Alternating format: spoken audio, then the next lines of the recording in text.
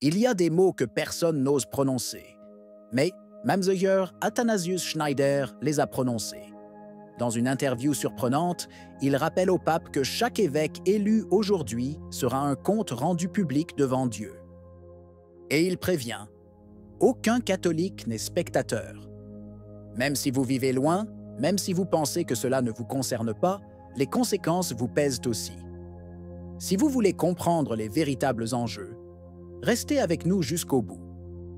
Dans une interview accordée à Joe McClain, Mamseuer Athanasius Schneider a prononcé des paroles qui sonnent comme un avertissement prophétique adressé à l'Église de notre temps. Chaque nomination épiscopale est un acte lourd de responsabilité éternelle. Le pape devra répondre devant Dieu de chaque évêque qu'il a nommé. Ce n'est pas de la diplomatie, ce n'est pas une analyse ecclésiale, c'est une doctrine appliquée à la réalité. Lorsque le successeur de Pierre appose sa signature sur une nomination épiscopale, il ne choisit pas simplement un fonctionnaire pour administrer un diocèse. Il choisit un père ou un traître, un gardien de la foi ou un destructeur silencieux de la vérité.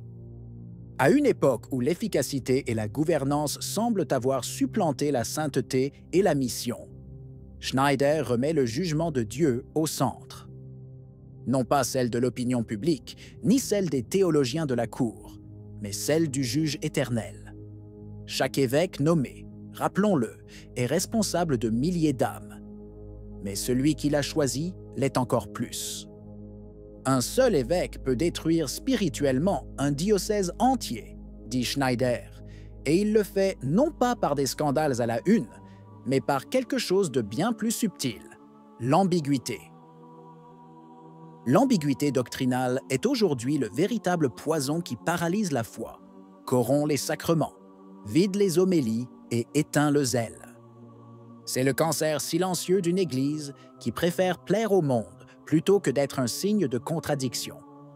Quand vous nommez à la tête d'un diocèse un homme qui a déjà fait preuve de négligence envers la clarté du magistère, d'édulcoration de la vérité au nom d'une vie tranquille, de relativisation de l'absolu, vous commettez un acte de la plus grave responsabilité.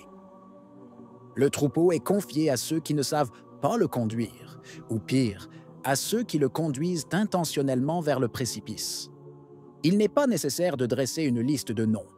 Il suffit d'observer ce qui se passe dans de nombreux diocèses autrefois fervents, aujourd'hui réduits à l'état de centres sociaux dévastés sur le plan liturgique et doctrinalement aphoniques. Des évêques qui gardent le silence sur le péché, qui font l'éloge de modes de vie incompatibles avec l'Évangile, qui transforment la catéchèse en psychologie moraliste, qui préfèrent les bénédictions arc-en-ciel à la procession du Corpus Christi. Tout cela ne vient pas du néant. C'est le fruit direct d'une sélection malsaine, de critères de nomination qui privilégient le consensus plutôt que la fidélité à la vérité. Schneider le dit clairement. Même si l'évêque en question n'appartient pas à votre diocèse, son impact spirituel rejaillit sur l'Église tout entière.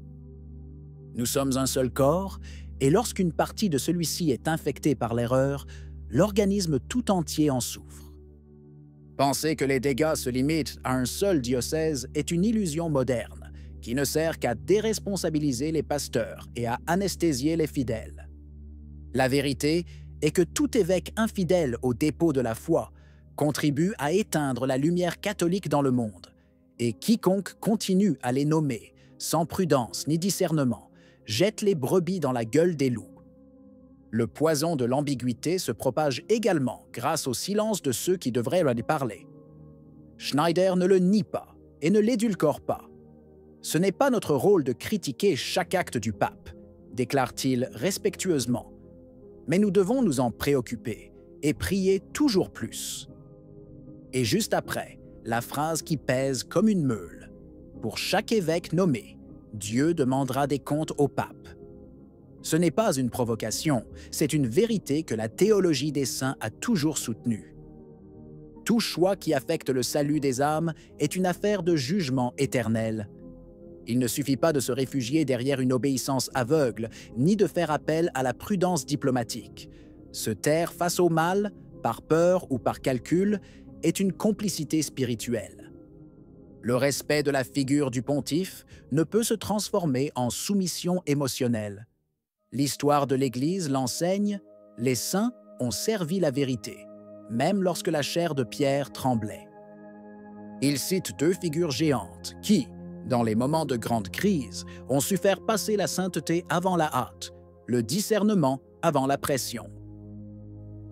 Au 19e siècle, ou même dans les premières décennies du 20e, les papes préféraient laisser un diocèse vacant pendant des années plutôt que de nommer à la hâte un candidat douteux. Il le dit avec admiration et fermeté, indiquant presque le chemin obligatoire pour tout successeur de Pierre. Il évoque notamment saint Grégoire le Grand, accusé en son temps de tarder à nommer les représentants épiscopaux. La réponse du pape fut sèche, claire et irréfutable. « Hein? C'est mon devoir sacré. Je continuerai à prendre tout le temps nécessaire avant de nommer un évêque, car ces âmes auront également des comptes à rendre à mon égard. » Ce n'était pas de l'obstination, c'était la peur de Dieu. Cette peur qui semble aujourd'hui enfouie sous des piles de dossiers, de statistiques et de pressions géopolitiques. Mais l'épisode le plus puissant évoqué par Schneider concerne saint Léon le Grand. La tradition lui attribue ce fait. Le Christ lui-même lui serait apparu avec un visage sévère, lui reprochant de ne pas avoir supervisé avec suffisamment de rigueur les nominations des évêques. Et Léon, frappé dans son âme, se retira pendant des semaines dans la pénitence et la prière, en geste de réparation.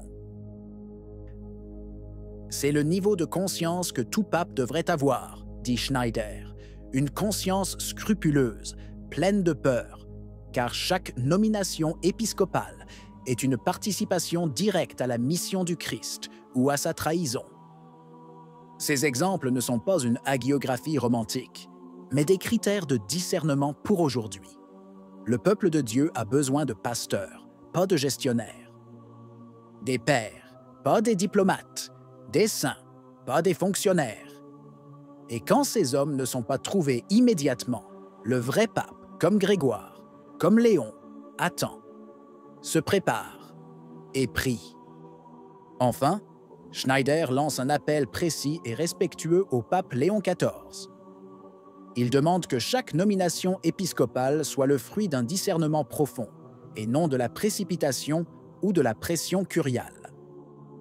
Il nous invite à rechercher des hommes véritablement fidèles à la foi catholique, des pasteurs authentiques, et non des bureaucrates ou des figures ambiguës.